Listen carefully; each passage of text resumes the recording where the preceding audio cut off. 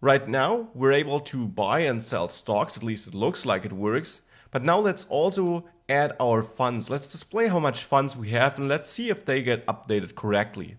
Once we implemented the funds, we also want to make sure that we're not able to buy more than we can afford and so on. So this is what I'll work on next. Let's start by displaying funds. Where do we display funds? Well, for one, on the homepage, which generally is not really in the state I wanted to have. So let's quickly work on this. Let's wrap it in a div, add a H1 tag where we say trade or view your portfolio to kind of describe what you're able to do. Then H6, you may save and load your data.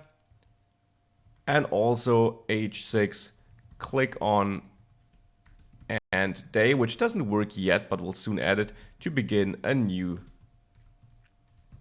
day, like that. All nice, but now we also want to display the funds. So here we have a paragraph which says, your funds, and then we want to output our funds like this. Now we clearly don't have access to them yet, so let me add a new script part here where I now export a default object, and in there I will simply set up a computed property or a discomputed property, and I'll name it funds. I could use map getters again, but since I'm only interested in one getter, I'll access my store like this, my getters there, and then the funds to get my funds. Now we should be able to see this if we visit the homepage. We see funds 10,000. Now let's see if this updates. If I buy 10 times BMW, it's less, and if I now sell it 10 times, we're back to 10,000. So this indeed seems to work. Now with that in place, let's also display it in the header, and let's make sure that I check my funds when buying stocks as well as my quantity when selling them. So let's start by adding funds to the header. And here I simply want to display them, let's say here after my two links before the drop down. So here I'll add this strong element where I say funds equals funds with string interpolation, and I'll add some classes here to position this rightly.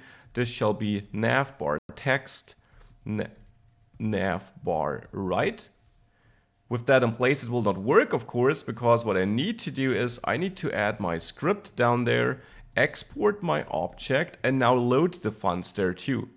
Now I could use map getters for this, but since I'm interested in the funds only, I can also say computed, as we learned it before, funds, and then simply here return this store getters funds like this. Now let's see if this worked. Looks good. We get the funds on the very right, just because of these styles we added to this strong element. That is why it's positioned over there. And we can, of course, see that these funds also update as soon as we try to do some things. Now I sold more than I had, as you saw. So that's something we'll work on in the next video. And again, challenge for you, try solving this issue. Try to make sure that we're not able to buy more than we can afford, like so, or sell more than we have, like so. So that is what we should work on next. Try to fix it on your own first though.